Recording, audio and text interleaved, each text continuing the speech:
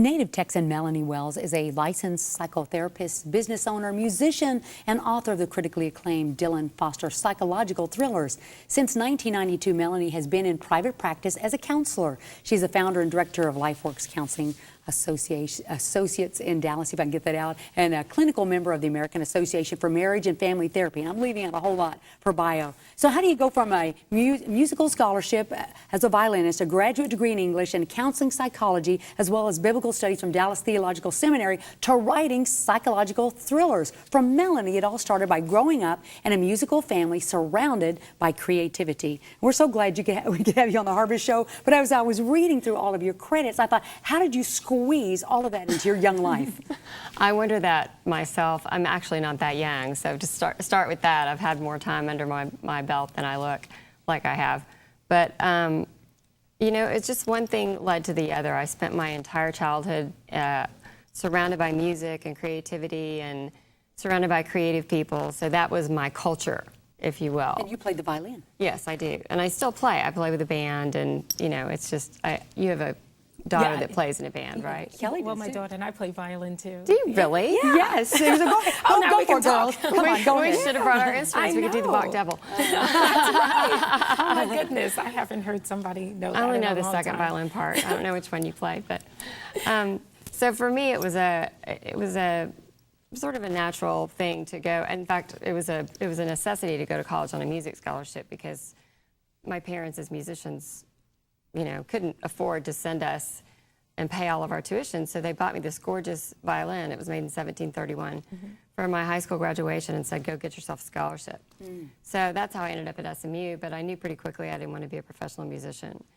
So that's where the English degree came from, and then seminary was right after that. And What led you to psychology?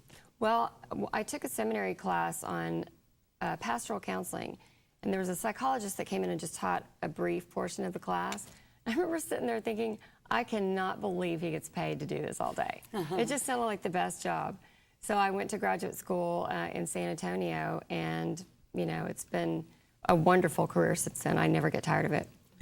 What now brought you into writing psychological thrillers then? Well, that's really a good question, and if I knew the answer to that, I would probably articulate it better. But it was sort of happenstance, really. I was living in Steamboat Springs, Colorado, and this was probably, I don't know, I just turned 30, 32, something like that. And it snowed 15 feet in 1 month. And I had been sick, and so there really wasn't anything I could do, you know, with myself. And so I was reading all these terrible books, and I thought, you know, I could do better than that. And I couldn't. I didn't realize that at the time, but that's when I started writing. So after you get into it, you sort of end up finishing the book, and that book found its way to Multnomah, who ultimately became my publisher. And they needed something with more spiritual themes than that book. In fact, that book is still being shopped around. So an editor took interest in me. His name is Rod Morris, and he just encouraged me to write something that they could publish, which it never happens. That never happens in publishing, so I was really fortunate. So I had this really creepy dream that led to the whole Peter Terry character, and that's how this book series started. So this creepy dream, is it okay to give away that the protagonist is like a demon? Yeah. What was the dream? Let's go back to Tell the the dream first. Well, I was at a girlfriend's house. My best friend is a singer-songwriter, and so we go on these writing trips. And I was at her house on a writing trip, and the dream had water in it, and it had this creepy, pasty-looking, sort of otherworldly man who, and I say man loosely, he looked like definitely a spiritual figure, coming out of some water, and he had a gash in his back running blade to blade. And there was also wrapped gifts that were wrapped in white on white, and there was a ring and there was a necklace. And so all of those elements sort of came together in the first chapter of the first book, which is called When the Day of Evil Comes. I don't know if you guys have read that, but so I wrote that first chapter that day, and then Trish and I went to Barton Springs, which is where I set the chapter, and we named Peter Terry after 2 ex-boyfriends that we don't like. Oh, no. Works for me. So that's how it started. So that's one of the great things about being a writer. So now so you come down to My Soul to Keep, which is what I was reading till 2 in the morning. And so you hit a lot of interesting things, and clearly it's a compelling story that just really sucks you in. And so I was learning stuff. As you were writing, what were you learning? That's a great question. I learned so much writing these books. My Soul to Keep is the third of 3, and so you miss out on a little if you don't read the first 2. But the statistics on child abduction, I work closely with the Dallas Police Department Homicide Squad. I spend some time with them, and so learning about really what's going on out there. These are not things that we see most of the time. And I became really sensitive to crimes against children during the time that I was writing this book. And I also spent a lot of time, on the theology. You know, I have a degree in biblical studies, and so I care that it's accurate. And what I like about this whole series is that life doesn't get easier, and Peter Terry is ultimately a metaphor for the opposition, for how hard it is for all of us. We all feel like we're pushing up against some wall all the time. What are some of the other spiritual themes or messages that are in this particular story? Well, Dylan she's a psychologist, and that we do have in common.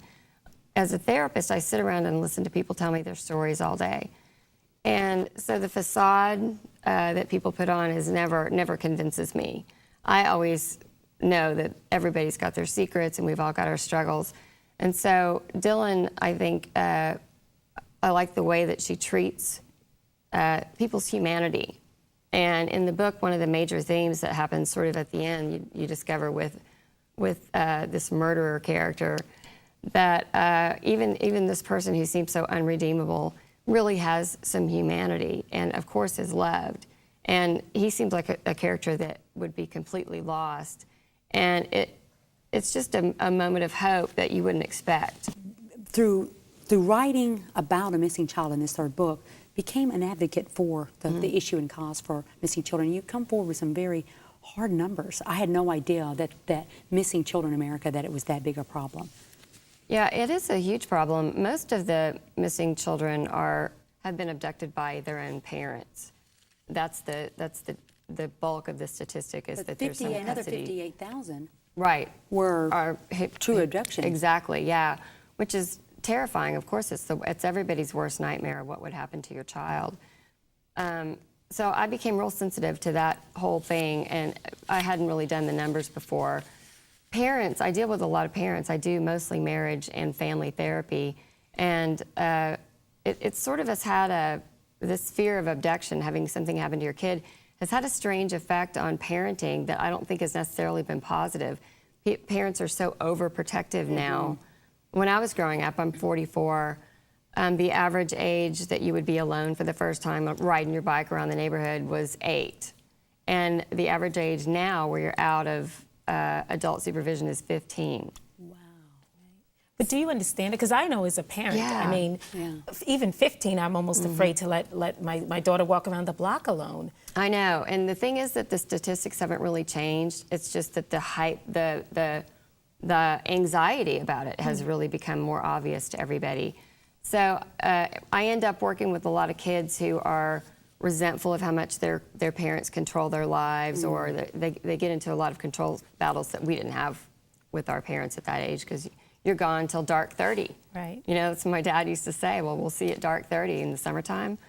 So. Well, Melanie, you have unleashed your creativity in My Soul to Keep, the book that I read, and there's a trilogy, and we've only just begun to see what's going to come forth from this creativity, because I have a feeling that there's 3, but there's more to come, and so we'll be keeping an eye on that. Listen, if you want to connect to Melanie, you can visit us at harvest-tv.com and click on Show Info in the menu bar to find an easy way to link to her website and her very creative work. It's a good read. It'll keep you up. And Destiny. Don't miss this harvest.